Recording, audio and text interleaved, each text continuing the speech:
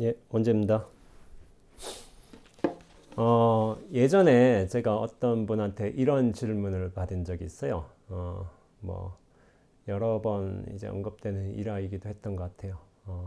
뭐냐면, 그 누군가가 어떤 수행자가, 어, 법당에 나타나서, 부처님이 이제 어떤 종류의, 부처님이 수인을 하고 계실 거 아니에요?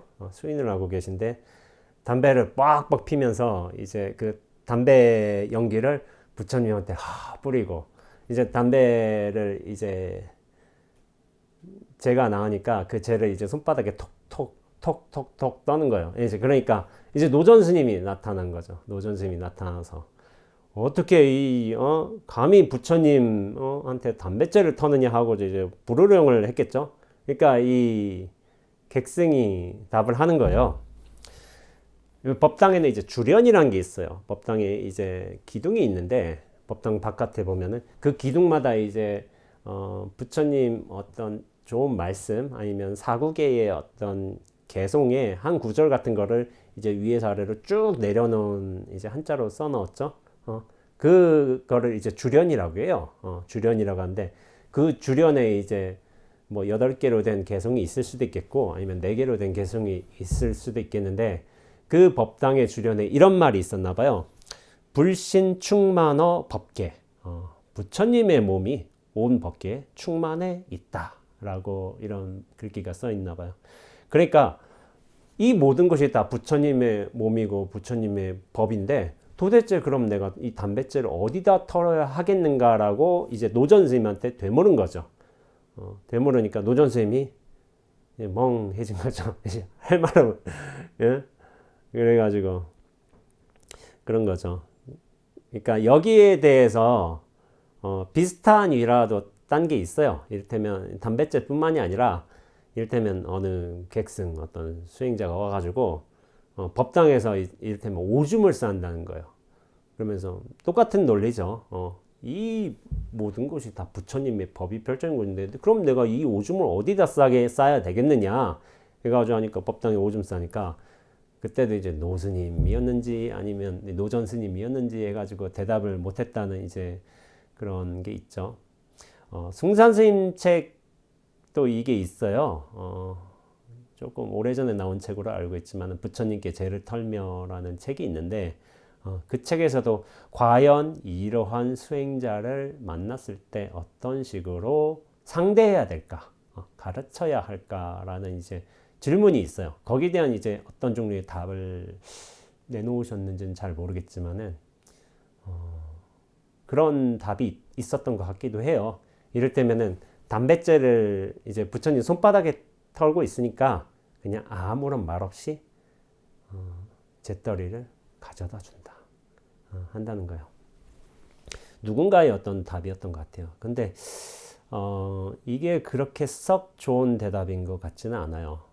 왜냐하면 이 수행자는 병에 걸렸기 때문에 이 병을 어떻게 상대해야 되겠는가. 담뱃재를 갖다 준다 하더라도 이를테면은 이제 그 정도 병에 걸렸으면은 담뱃재 그냥 발로 툭 차버릴 수준입니다. 그렇기 때문에 이 병을 어떻게 상대해야 하겠는가라는 게 어떻게 보면 이것이 공안이 될 수도 있는데 의문이 될 수도 있고 거기에 대한 여러 이야기가 있는 거죠. 이런 얘기 아마 들어보셨을 거예요. 지금 제 영상을 보실 정도면은 그럼 제가 한번 여쭤볼게요. 이게 만약 이런 수행자가 나타났다. 이런 공병이라고 하죠. 병에 걸린 사람이 나타났으면은 어떤 식으로 대해야 하겠는가? 그래서 한번 생각해 보시겠어요? 과연 이런 수행자를 어떻게 가르쳐야 할지, 아니면 어떤 식으로 또 이제 자극을 줘야 될지.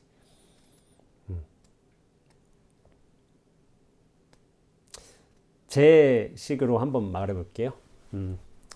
뭐 담뱃재도 좋아요. 담뱃재도 좋지만 저는 오줌이 좀 더 나은 것 같아요. 오줌을 쌌으니까 소변 봤으니까. 그러면은 만약 이제 누가 저한테 물어서 그런 거죠. 스님 같으면 과연 어떻게 하겠냐고. 그러니까 저는 이렇게 대답을 했어요. 이제 법당에 오줌을 쌌잖아요. 오줌을 쌌으니까 그러면서 이제 불신충마다 벗게 이제 뭐 부처 아닌 곳이 어딘데 어디를 향해서 뭐 소변을 보리오 뭐 그런 말을 할 거 아니에요, 당연히. 그러면은 저 같으면은 그 오줌 싼 데 가가지고 이제 손을 이제 해가지고 오줌을 이제 손에 잘 적셔요. 손에 잘 적신 다음에 그 오줌 싼 수행자 앞으로 가죠. 그러면서 저는 이제 얼굴을 어루만져 줄 거예요. 이렇게 어루만져 주면서 아이고 스님이 아주 공부를 한다고 애를 썼습니다. 아유 이렇게 공부를 잘하니까 하면서 이제 뭐 오줌 적신 손가락을 좀 입술도 죽여주고 그러면 좀 짭짤하겠죠. 가지고 이렇게 잘 적셔주면은 100%입니다. 뒷걸음질 치면서 도망가게 돼 있어요. 그래서 분명히 말을 하겠죠. 왜 나 이 얼음을 이 오줌 적신 손을 왜 나한테 이제 어루만지고 있냐고 하면은 똑같이 말해주는 거죠. 불신충마다 벗게. 이제 부처님 몸이 이 우주에 가득한데 이 오줌 닦은 손을 어디다 닦아야 되겠냐고. 난 당신 얼굴이 좋겠다고 이렇게 말해주면 되죠. 그러면은 대부분 걸려들게 되어 있습니다. 이거를 선어에서 이제 공병이라고 해요. 어느 정도의 선정이 나고 선정 경계에 들어가고 또 이제 뭐 자신의 몸의 경계에 대한 집착도 좀 끊어지고 하면은 이제 일체가 이제 평등해지는 경계로 들어가게 돼 있어요. 하나 갖고 이제 제가 한 몸이 된다고 이제 표현을 하는데 한 통이 된다, 한 몸이 된다 이런 식으로도 표현을 하는데 그런 경계를 접하게 돼 있습니다. 그렇기 때문에 그런 경계에서는 뭔가 내가 무슨 짓을 해도 이것이 법에 어긋남이 없는 것 같고 또한 이제 이것 자체가 일단 아무런 지장이 없고 진짜인 것처럼 그렇게 느껴질 수도 있어요. 저도 그런 경계를 접한 적이 있어요. 예전에 수행을 하다가 근데 이제 저는 좀 그랬던 것 같아요. 이런 경계에서 공병이 나는구나. 일체가 평등하다는 이런 생각 때문에 이제 약간 이제 기행을 하는 거죠. 기행을 하는 건데 오히려 이런 때일수록 조심해야 될 수가 있겠구나 하고 약간 저를 단도리한 측면이 있어요. 그런 경계가 났음에도. 근데 약간 좀 호기롭게 좀 이게 허튼 짓을 좀 버려보려고 하는 수자들도 있어요. 이를테면 뭐 일단 비 오는 날 제가 듣기로는 비 오는 날 어떤 수자가 이렇게 비 오는 날 이제 비지를 한다는 거예요, 마당에서. 그래서 이 비 오는 날 그 왜 비지를 하고 있느냐 라고 물어보면 제가 지금 일체 중생의 이제 번뇌와 욕망을 다 쓸어버리고 있습니다 하고서 이제 한다는 거예요. 이제 병이 좀 심각해진 상태죠. 병이 좀 심각해진 상태고 법당에서 이제 뭐 담배째를 털든지 뭐 소변을 본다든지 하는 것도 병이 심각해진 건데 이 정도면은 심각하긴 한데 완전 고칠 수 없는 건 아니에요. 그러나 이제 승산 스님께서는 이 정도면 좀 심각하게 간 거라고 누구 말을 해도 안 들을 거라고 이런 말씀을 하신 적이 있어요. 실제로 제 주변에서 이런 약간의 공병을 치르고 있으면서도 자신이 병에 걸린지 모르는 수행자도 있습니다. 근데 이제 이 공병에 걸린 사람들은 저는 이런 식으로 얘기해요. 자기 공부에 집을 지었다고. 이 경계, 이거 나만 알아. 이거 내 거야. 하고서 여기에 탁 안착하려고 해요. 그러면서 사실은 법상응사 하왕 비법처럼 자기가 깨달은 바가 있다면 사실 그것도 던져버려야지. 사실은 그게 제대로 된 공부예요. 그러나 이제 백척간도에서도 사실은 그게 아무리 잘 보인다 하더라도 모든 법들이 다 이제 훤히 보인더라도 거기서 띄어내려야지만 사실은 그게 진짜 공부인데 그 어떤 집이라는 조건을 딱 유지하려고 하고 있고 백척간도라는 어떤 경계 내가 이런 높은 경계에 있다라고 거기를 딱 머무르려는 그런 게 있어요. 공부를 하다 보면은. 근데 집을 허물고 사실은 백척간대에서 뛰어내려야지. 그게 진짜 공부입니다. 법구경에서도 이런 개송이 있죠. 집을 짓는 자여 나는 이제 그대를 보았노라. 그대는 이제 더 이상 집을 짓지 못하리라. 이제 모든 석가래는 부서졌고 대들보는 산산조각이 났으며 나의 마음은 열반에 이르렀고 모든 욕망은 멸하였노라.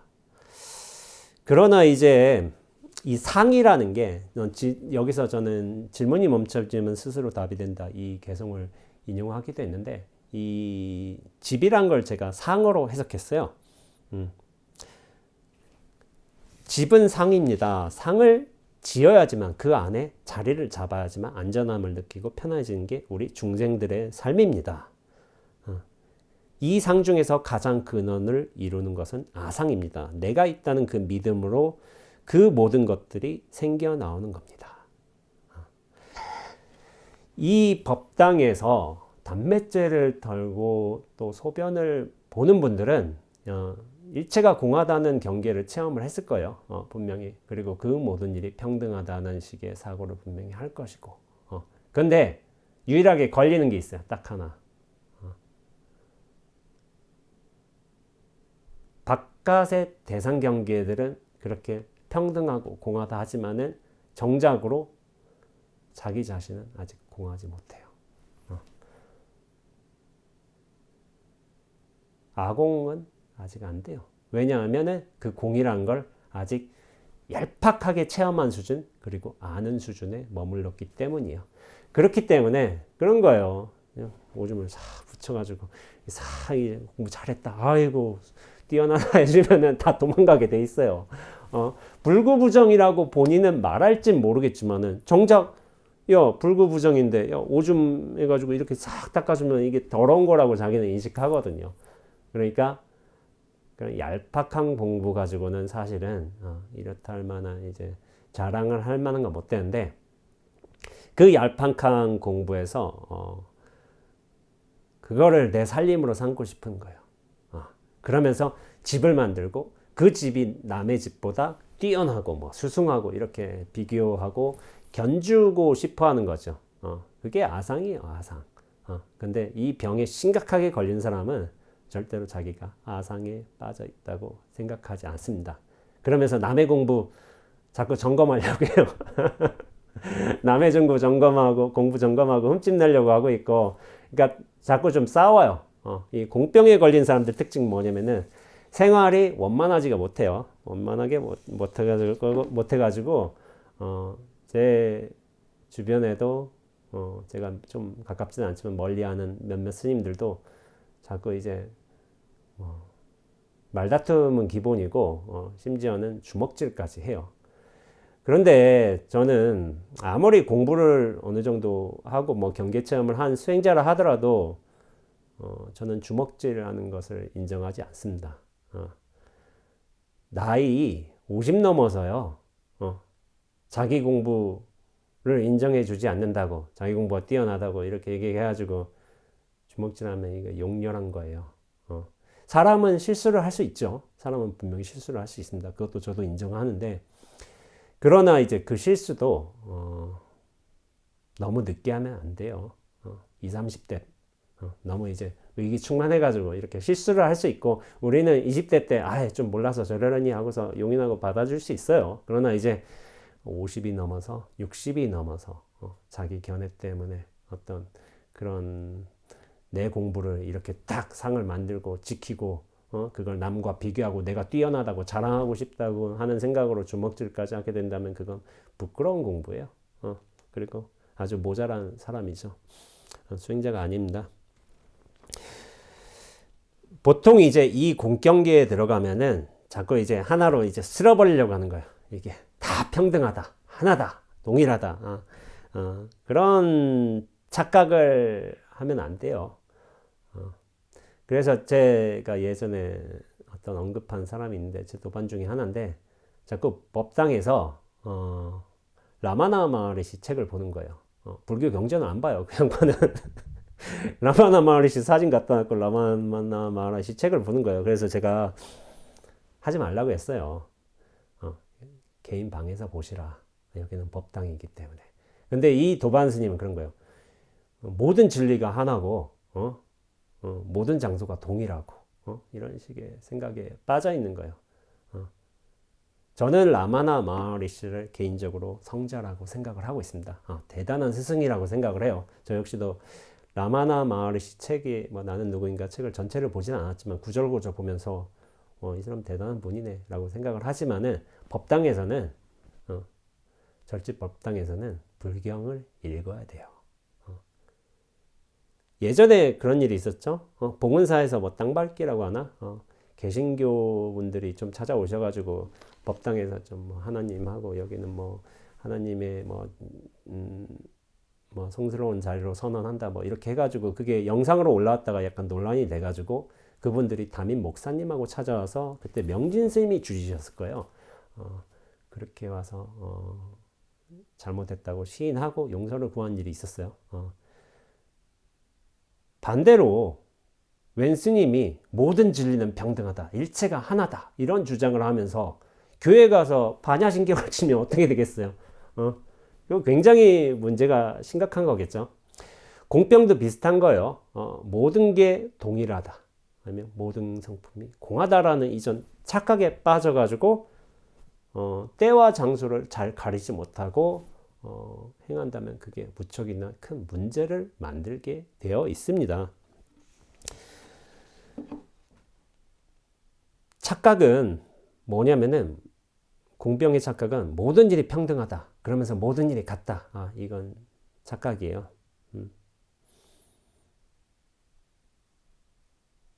어떻게 봐야 되냐면은 일체가 평등하다. 평등하지만은 어떤 식으로 평등하냐면 차별로서 평등한 거예요. 그 모든 일이 같다라고 말하시는 게 아닌가요? 그러니까 차별 경계, 차별 인연 따라 나타난 그 모든 일이 진실해지는 것. 이것이 어떤 평등의 속성이에요. 그러니까 교회에서는 주기도문을 외우는 게 그 자체로 진실한 일이고 법당에서는 반야신경을 이렇게 목탁소리 따라서 이렇게 독송하는 게 사실 그 자체로 진실한 일인 거예요. 그러니까 모든 일은 동일하다, 하나다, 평등하다라는 어떤 생각에 사로잡혀가지고 그걸 억지로 쓸어버리고 통일시키려는 그 생각이 굉장히 잘못된 거예요. 그러니까 진실되다라는 이제 일마다 진실되다는 걸 이제 제대로 모르기 때문에 그런 약간 의도성이 짙은 생각으로 회통하려다 보니까 그런 문제들이 발생을 하는 거죠. 그러니까 세상에서의 일어나는 그 모든 일들이 인연 따라 벌어진 경계 자체로서 온전하다는 것을 스스로 알게 되면 그 모든 일이 진실하게 벌어지는 인연 따른 일이라는 것을 알게 되면은 억지로 하나로 통일시키려고 하지 않습니다. 왜냐하면 그 자체 하나의 일이 옳고 또 진실된 일이기 때문에. 그래서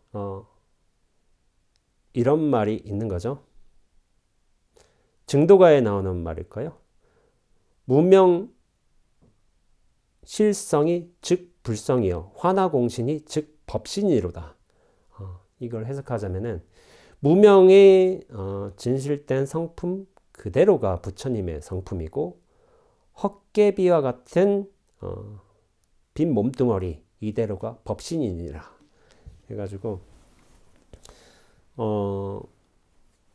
번뇌 즉 보리라는 말이 있죠. 번뇌 즉 보리. 이게 뭐냐면은 보리라는 게 지혜라는 게 따로 있고 번뇌라는 게 따로 있는 게 아니라 사실 번뇌의 우열을 정해서 무엇이 더 낫고 무엇이 수승하고 그런 착각만 여인다면은 사실 인연 따라 생겨나는 모든 생각, 감정 뭐 같은 것들이 스스로 진실해진다는 뜻이에요. 그 진실함이란 게 가장 중요한 것이지 어떤 비교, 우위를 내세우는 게 아닌 거예요. 그러니까 공병이란 거를 걸린 사람이 억지로 그 모든 일을 통일시키려고 하는 게 아니라 통일시킬 필요 없이 그 낱낱이 진실함으로 들어가서 모든 것을 인정해주고, 그리고 그런 종류의 마음의 여유를 갖게 된다면은 그런 유의법으로 나타난 모든 일들을 오히려 잘 다룰 수 있는 안목이 생기게 돼요.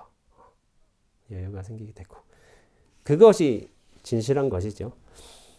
헛개비와 같은 이 몸이란 것도 사실은 이 몸을 버리고서 어떤 부처의 참된 몸을 찾겠다고 이렇게 공부할 수도 있지만, 나중에 이 진정한 부처의 법신을 만나게 된다면은 이 몸마저도 법신의 하나의 모습 화연이라고 생각할 수 있게 되고, 여기를 오히려 이 헛된 몸뚱어리라 하더라도 이 몸뚱어리를 소중하게 대하고 또한 인연에 맞게끔 잘 쓸 수 있는 이제 여유가 생기는 거죠.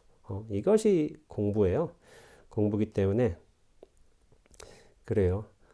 좀 이따 저도 이제 관음전 이제 5분 뒤쯤에 이제 관음전 예보를 들어가야 돼요.